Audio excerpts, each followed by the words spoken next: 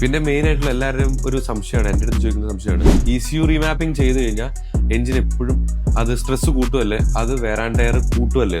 അത് നമുക്ക് രണ്ട് രീതിയിൽ ക്ലാസിഫൈ ചെയ്യാം. മര്യാദയ്ക്കുള്ള ഒരു സേഫ് ആയിട്ടുള്ള ഒരു റീമാപ്പ് നോക്കാം, അതുപോലെ തന്നെ ഒരു എന്താ പറയാ തട്ടിക്കൂട്ടി ഉണ്ടാക്കിയ മാപ്പ് നോക്കാൻ പറ്റും.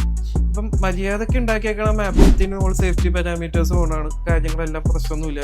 അങ്ങനെയാണെങ്കിൽ ആ സാധനം നല്ല രീതിയിൽ റിലയബിൾ ആയിട്ട് ഓടും. അത് ചോദിക്കുന്നത് സ്റ്റോക്ക് മാപ്പ് അല്ലെങ്കിൽ സ്റ്റോക്ക് വണ്ടിനേക്കാൾ എപ്പോഴും അങ്ങനത്തെ വണ്ടി ആയിരിക്കും റിലയബിൾ ആയിട്ട് ഓടിയേക്കണം ഞാൻ കണ്ടേക്കണം. പ്രത്യേകിച്ച് ഡീസൽ വണ്ടികൾ മോർ റിലയബിൾ ആയിരിക്കും. ഇപ്പൊ നമ്മൾ TDI ഒക്കെ നോക്കിക്കഴിഞ്ഞാൽ മാപ്പ് ഇട്ട വണ്ടിക്ക് ഇൻജക്ടർ ഫെയിലിയർ കാര്യങ്ങളൊക്കെ റേറ്റ് കുറവാണ്.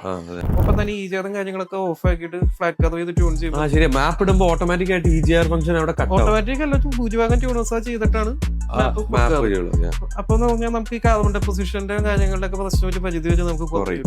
അപ്പൊ ഒരു പരിധി വരെ റിലയബിൾ ആയിട്ട് ഓടുക. പിന്നെ ഈ പൊതുവെ കണ്ടുവന്ന രീതിക്ക് ഈ ഡീസലില് പടക്കവും തീയും പൊട്ടിച്ച് വെള്ളപ്പൊക്കൊക്കെ വരുത്തുന്ന പരിപാടി വെച്ചുമ്പോൾ എങ്ങനെ വന്നാലും ടർബോ കാര്യങ്ങളൊക്കെ വീക്കാവും. ഒപ്പം തന്നെ എഞ്ചിനും അത് സ്ട്രെസ്സും കാര്യങ്ങളൊക്കെ ഉണ്ടാകും. മനസ്സിലായി.